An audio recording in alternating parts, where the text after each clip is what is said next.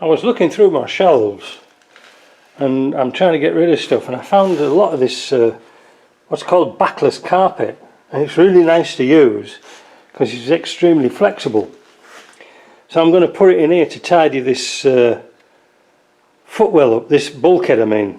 Well, the footwell's here because they're rusty and untidy, but they look ugly, and I have it, and it'll cover all this lot up, and I ain't welding it.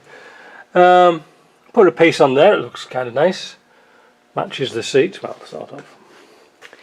And yeah, like you say, it's going for inspection. They said they've got another bulkhead. Actually, it's a bulkhead that I welded up for them a long time ago. You might be able to remember it.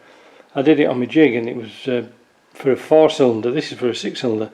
So it's just a temporary fix, but it gets rid of some stuff, and they bought the glue, so you know, an hour we should have it done.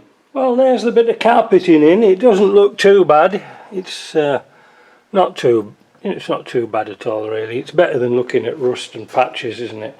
And I put a piece down here as well, both sides, cover up all that rot. I know it's covering up rot. I know it needs doing properly, but if it looks right, it probably is right in case of an inspector, because if he sees that, he's going to go, oh, look at this, we'll have to look at something rusty.